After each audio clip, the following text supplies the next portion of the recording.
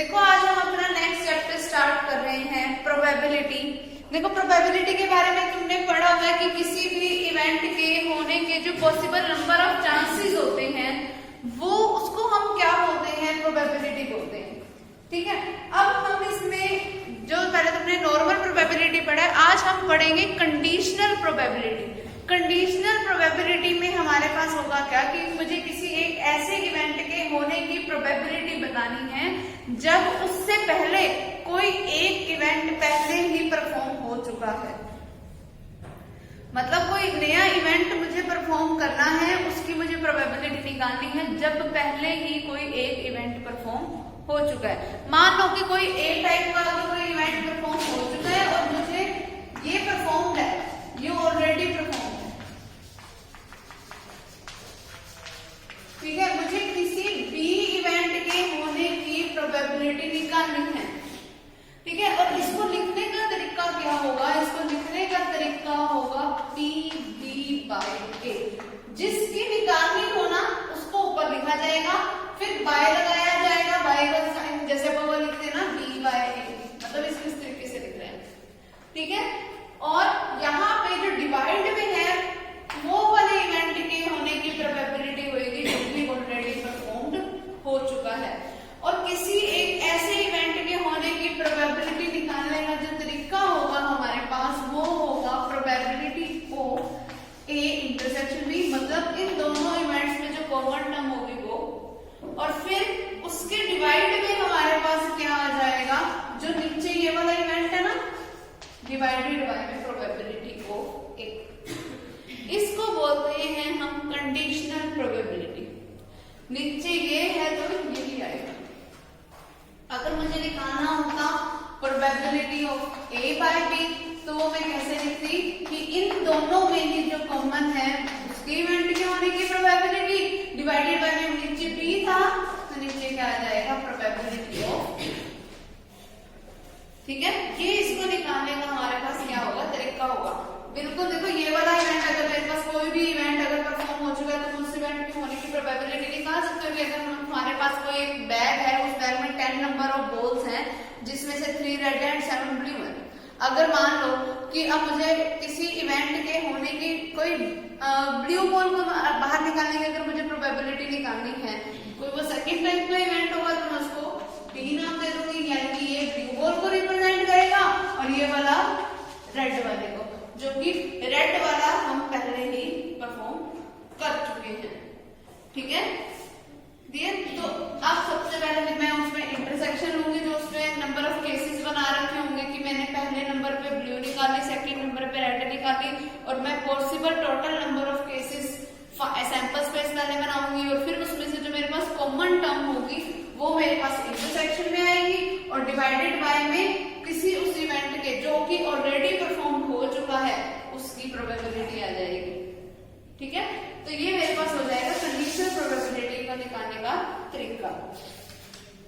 फिर देखो इसमें हमारे पास और क्या आएगा, देखो प्रॉपर्टीज है इसकी। फर्स्ट प्रॉपर्टी तुम्हें पता है कि जो प्रोबेबिलिटी की जो वैल्यू है 0 less than equals to probability of A by B is less than equals to 1। ये चीज तो तुम्हें पहले से ही पता है कि किसी भी इवेंट के होने की जो प्रोबेबिलिटी होती है उसकी वैल्यू या तो 0 से बड़ी होगी या 0 के इक्वल होगी, या उसकी वैल्यू 1 से लेस होगी या 1 के इक्वल होगी। प्रोबेबिलिटी की वैल्यू तुम सबको पता ही है ना कि हमेशा 0 से 1 के बीच लाई करती है, तो ये तो हमारे पास फर्स्ट प्रॉपर्टी तो वही सिंपल है। सेकंड प्रॉपर्टी पे आओ, देखो सेकंड प्रॉपर्टी क्या है, if E is the event of the sample space, कि अगर मुझे किसी ऐसे इवेंट की प्रोबेबिलिटी निकाल के बतानी है जो पूरे के पूरे सैंपल स्पेस के इक्वल हो, यानी कि ऐसा केस, देखो सैंपल स्पेस तो वो हो गया जो मेरे पास टोटल नंबर ऑफ केसेस है। अगर मुझे उसने किसी एक ई इवेंट को निकालने की प्रोबेबिलिटी बोल दी जो कि पूरे के पूरे सैंपल स्पेस के इक्वल है, तब उस केस में तो हमारे पास प्रोबेबिलिटी ऑफ ई, ठीक है, डिवाइडेड बाय एस, मैं ऐसा भी बोल सकती हूँ, या अब देखो ई और एस दोनों आपस में क्या है, सेम है, तो यहाँ पर क्या आ जाएगा एस बाय एस। तब उस केस में प्रोबेबिलिटी जो होगी वो हमेशा क्या होगी, 1 के, क्योंकि पूरा सैंपल स्पेस ही आ गया।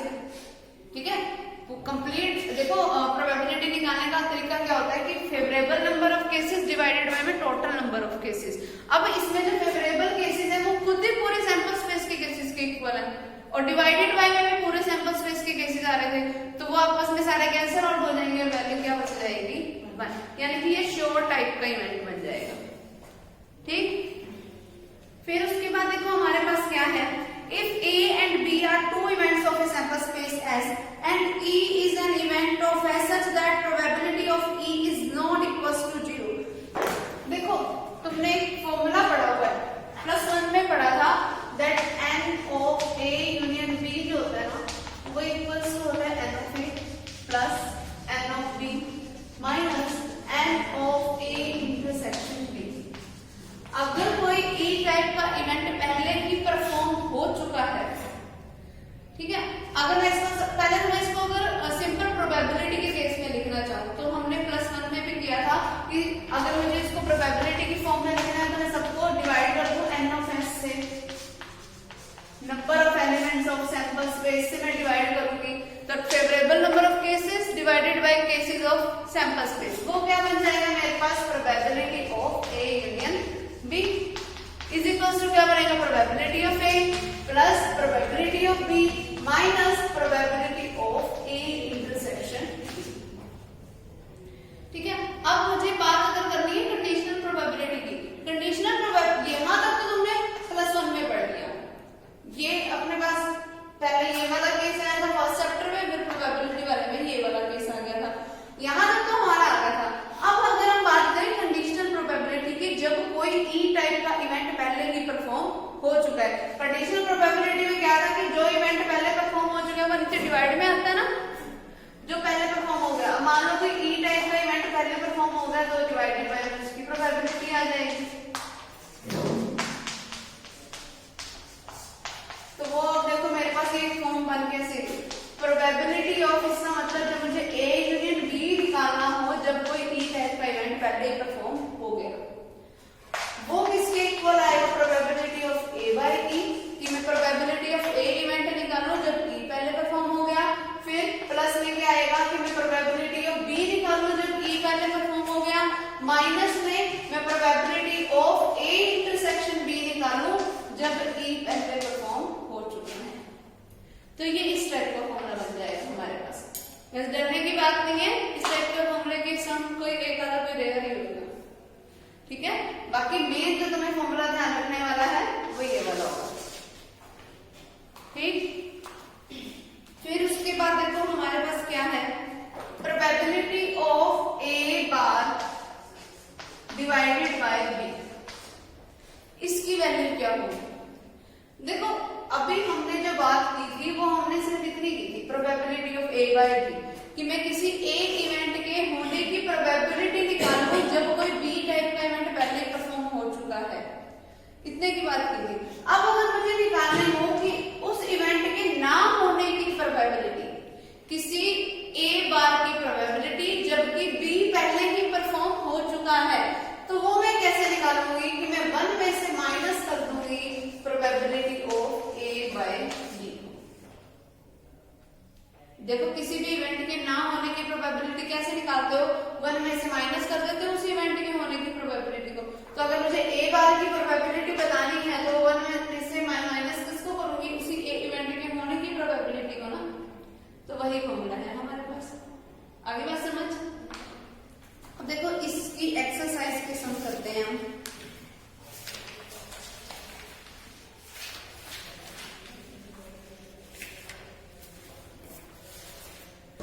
देखो हमारे पास इसमें फर्स्ट सम क्या है,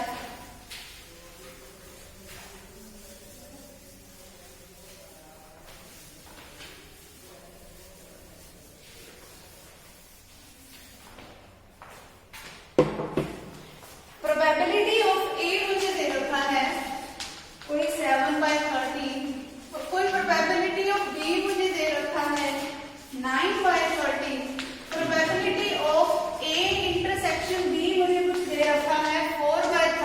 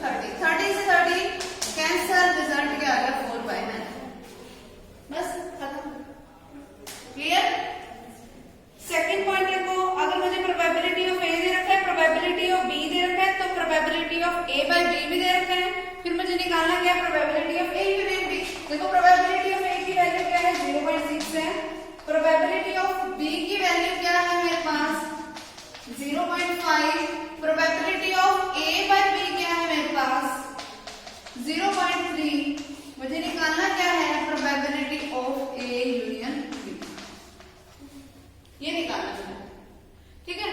अगर मुझे ए यूनियन बी निकालना है तो तुमने अभी फॉर्मूला पढ़ा था that probability of A union B किसके इक्वल होता है probability of A plus probability of B minus में probability of A intersection B. अब देखो मुझे प्रोबेबिलिटी ऑफ ए पता है बी पता है लेकिन इनका इंटरसेक्शन नहीं पता तो पहले मुझे मतलब इंटरसेक्शन निकालना पड़ेगा। इंटरसेक्शन में किसकी हेल्प से निकालूंगी इसकी हेल्प से। देखो हमारे पास फॉर्मूला क्या होता है that probability of A by B किसके इक्वल होता है probability of A intersection B divided by क्या आएगा प्रोबेबिलिटी ऑफ बी। यही होता है हमारे पास फॉर्मूला। अब a बाय b की वैल्यू मुझे दे दी 0.3 इज इक्वल्स टू मुझे इसकी वैल्यू नहीं पता एज इट इज रख दो a intersection b divided by में क्या है प्रोबेबिलिटी ऑफ b जिसकी वैल्यू क्या है 0.5 ये इधर जाके क्या हो जाएगा मल्टीप्लाई तो मेरे पास क्या बनेगा that probability of a intersection b is equals to 0.5 की 0.3 के साथ मल्टीप्लिकेशन 0.15 तो मेरे पास probability of a intersection b आ गया। अब मेरे को निकालना क्या है a यूनियन b फॉर्मूला क्या होता है that probability of a union b is equals to probability of a plus probability of b minus probability of a intersection तो वो क्या बनेगा a की प्रोबेबिलिटी क्या है 0.6 प्लस 0.5 और उसमें से माइनस मुझे क्या करना है 0.15। आगे बात समझ बस अब इनको सोल्व कर लो मेरे पास रिजल्ट क्या आ जाएगा a union b। Clear. Second सम देखो प्रोबेबिलिटी ऑफ नॉट ए दे रखा है मतलब मुझे क्या दे रखा है प्रोबेबिलिटी ऑफ ए बार वो क्या है मेरे पास 0.7। अगर प्रोबेबिलिटी ऑफ ए बार 0.7 है इट मींस प्रोबेबिलिटी ऑफ ए क्या होगा कि मैं 1 में से माइनस कर दूं 0.7 को तो क्या बचा 0.3। आगे बात समझ। फिर मुझे प्रोबेबिलिटी ऑफ बी दे रखी है 0.7 फिर मुझे probability of B by A दे रखा है 0.5। अब मुझे फाइंड आउट करना है probability of A by B and probability of A union B भी मुझे निकालना है। तो देखो सीधी सी बात है मुझे डी बाय ए दे रखा है तो उसी का फॉर्मूला यूज कर लो। देखो क्या आएगा probability of B by A किसके इक्वल होता है probability of A intersection B divided by में क्या आएगा प्रोबेबिलिटी ऑफ ए क्योंकि नीचे ए था हमारे पास। अब b बाय a की वैल्यू क्या है 0.5 गिवन है मुझे ये देखो ठीक है इज इक्वल्स टू में क्या आएगा probability of a intersection b divided by में क्या आएगा प्रोबेबिलिटी ऑफ a जिसकी वैल्यू मैंने अभी निकाली थी क्या थी 0.3। तो probability of a intersection b मेरे पास क्या आ गया 0.15 ये आ गया। फिर उसके बाद अब देखो मुझे निकालना क्या था प्रोबेबिलिटी ऑफ मुझे निकालना क्या है probability of a by b। a by b का फॉर्मूला क्या होता है प्रोबेबिलिटी ऑफ a इंटरसेक्शन भी आएगा सबसे पहले ऊपर जिसकी वैल्यू क्या है 0.15 डिवाइडेड बाय में क्या आएगा प्रोबेबिलिटी ऑफ b। अब प्रोबेबिलिटी ऑफ b की वैल्यू क्या है मेरे पास 0.7 तो इसको सॉल्व कर दो a बाय b मेरे पास क्या बना इसके पॉइंट सॉल्व करोगे 15 बाय 100 इंटू में 10 बाय 7 एक 0 से एक 0 कैंसिल ठीक है तो इसका रिजल्ट क्या आ गया 15 बाय 70। क्लियर। अगर इसको पॉइंटों को सॉल्व करना है तो इसको सॉल्व कर लो रिजल्ट आ जाएगा हमारे पास। वो क्या आएगी पहले मेरे पास probability of a by b की फिर मुझे निकालना क्या है a यूनिट b निकालना है। a यूनिट b कैसे निकालोगे probability of a plus probability of b minus में प्रोबेबिलिटी ऑफ a इंटरसेक्शन की सारी वैल्यूज मुझे पता है सिर्फ फॉर्मूले में वैल्यू पुट करनी है। क्लियर। अगला देखो third sum if a die is rolled अगर एक डाई को रोल किया गया तो उसकी पॉसिबल आउटकम्स कैसे होंगी 1 2 3 4 5 6 यही आएंगे ना अगर एक डाई को रोल करेंगे। फिर देखो if the outcome is an even number अगर जो आउटकम है वो इवन नंबर होती है इवन नंबर का ही केस बना लो। मान लो कोई पहला इवेंट मेरे पास है जिसमें इवन नंबर आए इवन नंबर कौन कौन से हैं 2 4 6 ये मेरे पास है टोटल सैंपल स्पेस एक इवेंट लिया जिसमें मेरे पास क्या आ रहा है इवन नंबर। फिर मुझे करना क्या है what is the probability that it is a prime number मुझे ये प्रोबेबिलिटी बतानी है कि वो क्या हो एक प्राइम नंबर। अब मान लो प्राइम नंबर वाला जो इवेंट है मैंने उसको बी नाम देती हूँ। अब इसमें देखो प्राइम नंबर कौन कौन से हैं, 2 है, 3 है, 5 है, यही है, वो लिख लो बी इवेंट में 2 3 5। अब मुझे निकालना क्या है, इस इवेंट के होने की प्रोबेबिलिटी निकालनी है, इस इवेंट के होने की प्रोबेबिलिटी निकालनी है जब ए इवेंट पहले ही परफॉर्म हो चुका है। गिवन इवेंट कौन सा है, जो परफॉर्म हो चुका है, ठीक है। तो मुझे निकालना है, इसकी निकालनी है ना प्रोबेबिलिटी। उसने बोला है what is the probability that it is an even number, तो मतलब मुझे बी के होने की प्रोबेबिलिटी निकालनी है जब ए पहले ही परफॉर्म हो चुका है, यानी कि प्रोबेबिलिटी ऑफ मुझे क्या निकालना है, बी बाय ए, जिसका मतलब क्या हुआ, probability of A intersection B divided by my probability of A. तो सबसे पहले इसके लिए मुझे प्रोबेबिलिटी ऑफ ए पता होना चाहिए। देखो अगर ए में मेरे पास 3 केसेस हैं और टोटल सैंपल स्पेस में अगर 6 केसेस हैं, तो प्रोबेबिलिटी ऑफ ए क्या हो गया, 3/6, जिसका मतलब क्या हुआ, 1/2। ठीक, अगर मैं बात करूं ए इंटरसेक्शन की, ए मेरे पास ये है, बी मेरे पास ये है, तो ए इंटरसेक्शन बी मेरे पास देखो क्या हो गया, ए इंटरसेक्शन बी में कौन कौन से केसेस आएंगे, सिर्फ 2 कॉमन है। इंटरसेक्शन का मतलब जो कॉमन नंबर ऑफ इवेंट्स हो, इन दोनों इवेंट्स में कॉमन सिर्फ क्या है, 2।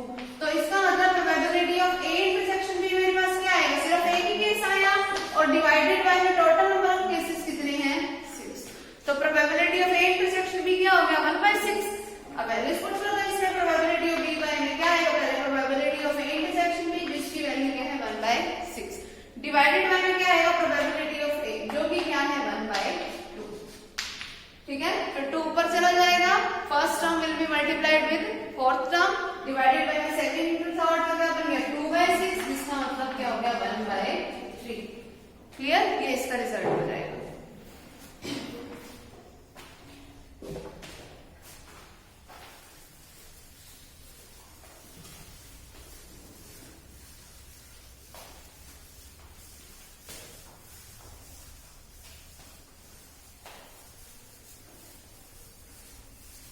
नेक्स्ट हम देखो हमारे पास क्या है, A coin is tossed 3 times। एक कॉइन है जिसको 3 टाइम टॉस किया गया है। किसी कॉइन को जब हम 3 टाइम टॉस करते हैं तो उसके 8 केसेस बनते हैं ना, कौन कौन से हैं वो 8 केसेस, पहले तो बोलेंगे।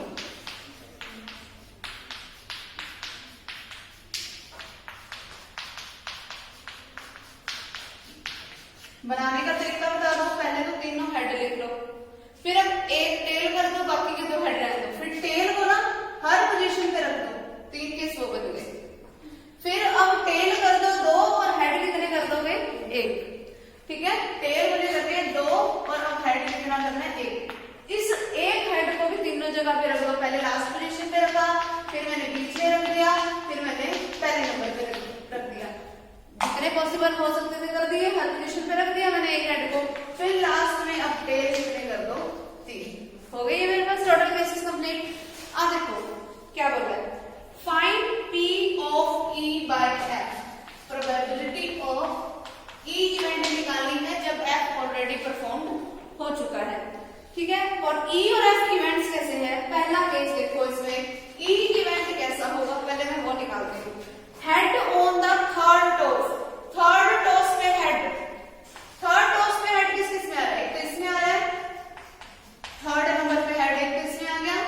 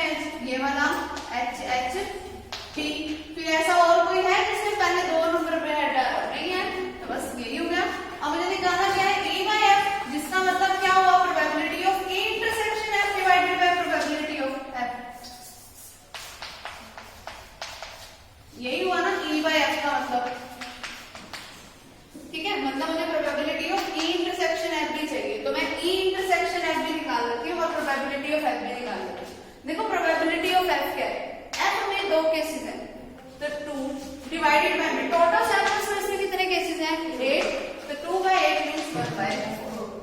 अब अगर मैं बात करूं ई इंटरसेक्शन है, यानी कि दोनों में से कॉमन कौन कौन से हैं। अब देखो दोनों में से कॉमन कौन सा है, सिर्फ एक यही वाला HHH, इसमें भी है और इसमें भी है, तो इसमें सिर्फ एक ही केस आया HHH। और अगर मैं इसकी प्रोबेबिलिटी ई इंटरसेक्शन है इसकी प्रोबेबिलिटी की बात करूं तो 1 केस डिवाइडेड बाय में टोटल नंबर ऑफ केसेस कितने हैं 8, तो 1/8 हो गया।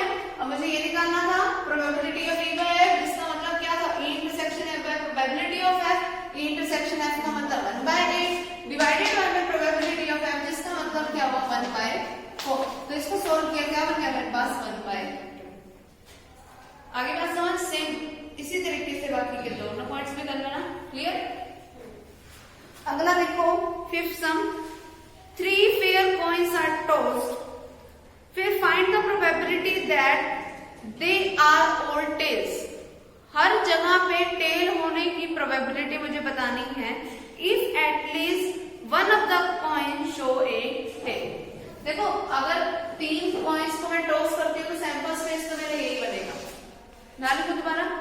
फिर अब ए टाइप का उसने मुझे इवेंट बोला है जिसमें तीनों जगह पे क्या है टेल है, तीनों जगह पे टेल इस पूरे सैंपल स्पेस में सिर्फ एक ही केस में है, यानी कि टेल टेल टेल एक ही केस हो गया।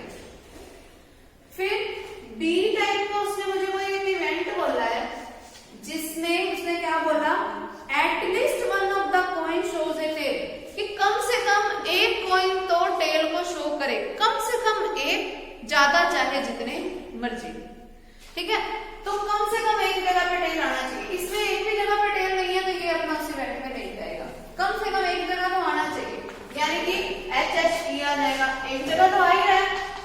फिर HTH आ जाएगा, फिर THH, फिर TTH, फिर THT, फिर H हो गया। और अगर मैं इन दोनों के इंटरसेक्शन की बात करूं, A इंटरसेक्शन B में क्या आएगा, ये वाला केस और ये वाला केस सेम है, तो इसके इंटरसेक्शन में सिर्फ क्या आ गया TT। अब मुझे इस इवेंट के होने की प्रोबेबिलिटी बतानी है जब ये गिवन इवेंट है, ठीक है। मतलब मुझे क्या बताना है probability of A by B, वो मेरे पास देखो क्या बनेगा A by B के लिए मुझे इनके इंटरसेक्शन की प्रोबेबिलिटी चाहिए, वो इंटरसेक्शन की प्रोबेबिलिटी क्या हो जाएगी, इंटरसेक्शन में एक ही केस है तो 1/8 हो गई, ठीक है। डिवाइडेड बाय में क्या आएगा प्रोबेबिलिटी ऑफ B। अब अगर B में केसेस देखूं तो कितने केस है 1 2 3 4 5 6 7, तो इसकी प्रोबेबिलिटी क्या हो जाएगी 7/8, क्योंकि पूरे सैंपल स्पेस में कितने केसेस थे 8, ठीक है। अब मुझे A by B बतानी है तो उनका इंटरसेक्शन 1/8 डिवाइडेड बाय में क्या हो गया प्रोबेबिलिटी ऑफ B, जो कि क्या है 7/8, क्या बन गया 1/7, क्लियर। अगला देखो, a die is thrown twice, एक डाई को 2 बार थ्रो किया गया है, the sum of the number appearing them is observed to be 6। और फिर देखा क्या हमने कि जो उनके नंबर्स का मैं सम कर रही हूं तो वो क्या आ रहा है 6, यानी कि गिवन इवेंट कौन सा होगा जिसमें सम क्या आ रहा है मेरे पास 6। आगे बात समझ।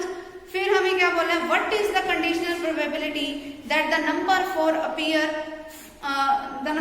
Has appeared at least once, कि ना जो नंबर 4 है वो कम से कम एक बार तो आए, ठीक है। अगर मैं किसी भी एक डाई को थ्रो करती हूँ तो मेरे पास जो केसेस बने, कोई भी 2 डाई थ्रो किए तो वो ऐसे केसेस बनेंगे, अप टू चलता जाएगा 6 1 से लेके 6 6 तक, टोटल कितने केसेस होते हैं ये 36, पता नहीं है तो सबको। फिर अब मुझे कोई एक A टाइप का इवेंट बोला है जिसमें ये जो नंबर्स है ना इसका सम क्या है 6 है। अगर मुझे सम 6 चाहिए तो 6 सम किसमें आएगा, देखो एक तो 1 5 जब आएगा तब 6 आएगा, क्योंकि इन दोनों का टोटल करूंगी 1 और 5 क्या बन गए 6, फिर 2 4, फिर 3 3, फिर 4 2, फिर 5 1, ये बन गया। तो प्रोबेबिलिटी ऑफ A मेरे पास क्या होगी, ये कितने केसेस हैं टोटल 5 5/36, क्लियर। अब मेरे पास कोई मैं B इवेंट ले लेती हूँ, B इवेंट मेरे पास कैसा इवेंट है,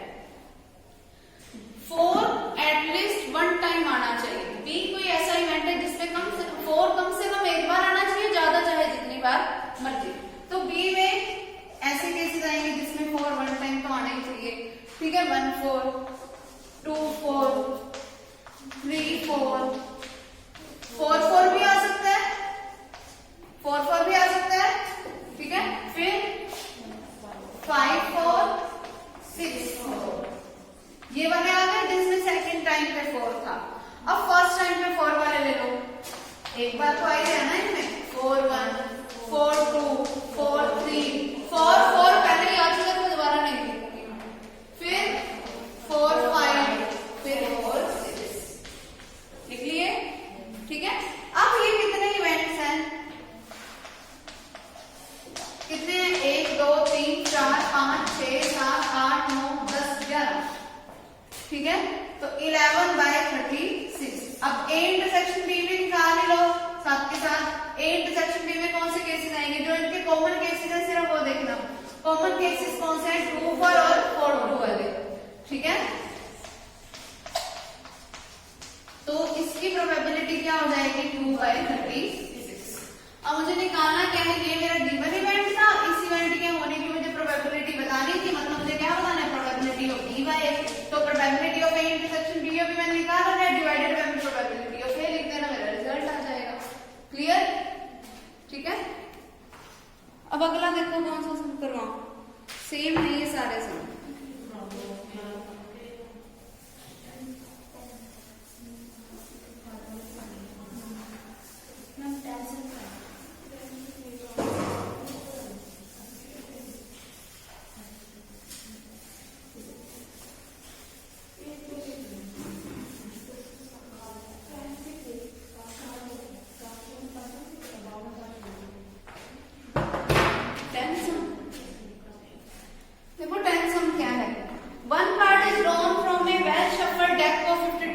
टोटल नंबर ऑफ कार्ड्स कितने हैं मेरे पास, 52 हैं। फिर क्या बोला है हमें, if E is the event the card drawn is a king और क्वीन। कोई एक ऐसा इवेंट है जिसमें या तो किंग आए या क्वीन आए। किंग वाले कार्ड कितने होते हैं, 4, क्वीन वाले कितने होते हैं, 4। तो ई इवेंट में टोटल कार्ड कितने आ सकते हैं, 8 आ सकते हैं। किंग और क्वीन दो केसेस में से कोई भी हो सकता है। तो हमारे पास प्रोबेबिलिटी ऑफ ई क्या बनी, 8/52। आगे बात समझ। फिर अगला कोई एफ इवेंट मुझे दे रखा है, the card drawn is queen और एस। अब क्वीन वाले कितने हैं, 4। एस वाले, ए जिसपे लिखा होता है वो कितने कार्ड होते हैं, वो भी 4 होते हैं। एस वाले भी 4 होते हैं ना। तो टोटल कार्ड कितने हो गए, 8। तो प्रोबेबिलिटी ऑफ एफ की कितनी हो गई, 8/52। फिर अगर मैं इनके इंटरसेक्शन की बात करूं, अगर इनके इंटरसेक्शन की बात करें तो क्वीन वाले इसमें भी लिए मैंने, इसमें भी लिए हैं। और क्वीन वाले कार्ड दोनों में क्या है, कॉमन कार्ड है। क्वीन वाले टोटल कार्ड कितने होते हैं, 4। तो इसका मतलब इसके इंटरसेक्शन में भी कितने आ गए, आगे बात समझ। फिर मुझे निकालना क्या है, हमें बताना है then find the conditional probability of E by F. E by F बताना है, बस सिंपल हो जाएगा वो भी। ई बाय एफ क्या होगा, probability of E intersection F जो कि क्या है, 4/52 divided by probability of F जो कि क्या है, 8/52। 52 से 52 कैंसल, उससे कैंसल क्या आ गया, 1/। आगे बात समझ। और बोलो भाई, नेक्स्ट बोलो। 13 A committee of 4 students is selected at random from a group of 8 boys and 4 girls. In 4 students को सिलेक्ट करना है हमने, और हमारे पास कमेटी में जो स्टूडेंट्स हैं वो है 8 बॉयज हैं एंड 4 गर्ल्स हैं। तो टोटल स्टूडेंट्स कितने हैं सर, ठीक है। फिर आगे देखो मुझे क्या बोल रहा है, given that there is at least 1 girl on the committee. हमें ये गिवन है कि उस कमेटी में कम से कम एक लड़की तो होनी ही चाहिए, कम से कम एक और ज्यादा जितनी मर्जी, ठीक है। फिर calculate the probability that there are exactly 2 girls in the committee. अच्छा अब देखो, मुझे मैं पहले कोई एक ए टाइप का इवेंट मान लेती हूँ जिसमें एटलीस्ट 1 गर्ल होनी चाहिए। अब देखो, मुझे जो पर्सन सिलेक्ट करने हैं वो करने 4। हर एक बॉय की अपनी आइडेंटिटी है, हर एक गर्ल की अपनी आइडेंटिटी है। बॉयज कैसे हो सकते हैं B1, B2, B3 up to B8 तक, और गर्ल्स कैसे हो सकती है G1, G2, G3, G4 तक। अब मुझे 4 स्टूडेंट सिलेक्ट करने हैं जिसमें से कम एक लड़की होनी चाहिए। जब भी मुझे 4 चीजें इकट्ठी सिलेक्ट करनी हो तो मैं कौन सा रूल लगाती हूँ? हमेशा कॉम्बिनेशन का। जब एक चीज निकालनी है तब तो हम सिंपल लिख देंगे उसकी प्रोबेबिलिटी, कोई सिंगल चीज बाहर निकालनी हो। जब मुझे कॉम्बिनेशन में चीज निकालनी हो तो मुझे कॉम्बिनेशन का रूल निकालना पड़ेगा। कॉम्बिनेशन, अब देखो मुझे 4 पर्सन इकट्ठे सिलेक्ट करने हैं और वो भी इस तरीके से कि कम से कम एक गर्ल होनी चाहिए, ज्यादा चाहे जितनी मर्जी। तो ऐसे तो बहुत सारे केसेस बन जाएंगे। कम से कम एक गर्ल का अगर तुम केस बनाने लगोगे तो पहले मैंने मान लो तुमने G1 ले लिया और बॉयज ले लिए, पहले तुम G1, B2, B3 इस तरीके से ले सकते हो, ऐसा लोगे। फिर ऐसा भी केस बन सकता है G1, B2, B3, B4 इस तरीके से। ऐसे हमारे पास कई केस बनते जाएंगे अगर तुम सारे केसेस सिलेक्ट करने लगोगे तो बहुत सारे केसेस हो जाएंगे। इट मींस हो क्या रहा है कि तुम ना 8 बॉयज में से 3 बॉयज सिलेक्ट कर रहे हो फर्स्ट केस में और एक क्या ले रहे हो? गर्ल लेके चल रहे हो। तो गर्ल कितने में से सिलेक्ट कर रहे हो? 4C1। फिर इनटू में क्या आएगा? तुम 8 बॉयज में से कितने बॉयज सिलेक्ट कर रहे हो? 3। ये हो गया। और डिवाइडेड बाय में क्या आएगा? 12 में से तुम क्या कर रहे हो? 4 स्टूडेंट्स की सिलेक्शन। ठीक है, एक इवेंट में जो मेरे पास प्रोबेबिलिटी ऑफ ए क्या आएगी? पहले मैंने गर्ल कम से कम 1 ली, बॉयज 3 लिए, तो हमारे पास टोटल ये केस लग गया। फिर एटलीस्ट 1 गर्ल बोला था ना, कम से कम एक, ज्यादा जितनी मर्जी हो सकती है। फिर दूसरा केस क्या हो सकता है कि अब मैं गर्ल कितनी कर सकती हूँ? 2 कर सकती हूँ। क्या बनेगा? 4C2 इंटू में 8C2 कि मैंने अगर 2 गर्ल्स सिलेक्ट की है तो बॉयज कितने लूंगी मैं? 2 लूंगी, डिवाइडेड बाय में 12C4। फिर प्लस में क्या आएगा? 4C3 इंटू में 8C1 डिवाइडेड बाय में 12C4। फिर प्लस में क्या आएगा कि मैं गर्ल्स कितने ले लूं? 4 की 4 और बॉयज 1 भी सिलेक्ट ना करूं। ठीक है, अब एक तरीका तो ये है कि तुम एटलीस्ट के अकॉर्डिंग ये चलो, और दूसरा तरीका ये है कि तुम 1 में से सीधा ही माइनस कर दो। देखो एटलीस्ट 1 या 1 से अबव वाले सारे केसेस ले लिए, तो 1 से पीछे वाले अगर मैं केस में जाऊंगी, 1 से पीछे वाला केस की मैं एक भी लड़की सिलेक्ट ना करूं, ऐसा ही केस बना ना। अगर मैं इससे बैक केस में जाऊं तो अगर मैं डायरेक्ट 1 में से उसी केस को माइनस कर दूं तो वो बेटर ऑप्शन होगा ना हमारे लिए इसको सोल्व करना। इतने बड़े को सोल्व करो अलग अलग, तो बेटर ये है कि मुझे एक इवेंट के होने की अगर प्रोबेबिलिटी निकालनी है तो मैं 1 में से उसके ना होने की प्रोबेबिलिटी निकाल दूं। ठीक है, तो इसको सोल्व कर लेना। ये मेरे पास क्या आएगा? प्रोबेबिलिटी ऑफ ए। फिर मुझे प्रोबेबिलिटी ऑफ बी, कोई मेरे को बी टाइप का मुझे कोई इवेंट लेना है जिसमें एग्जैक्टली क्या थी? 2 गर्ल्स थी। 2 गर्ल्स थी मतलब 4C2 इंटू में 8C2 डिवाइडेड बाय में क्या आएगा? 12C4।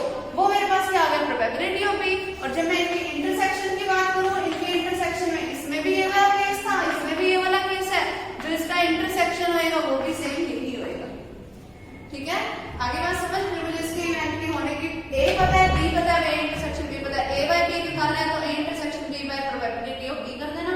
अगर बी बाय ए निकालना है तो divide by probability of A कर देना। ठीक है, तो ये एक्सरसाइज कंप्लीट करना भाई। ठीक है।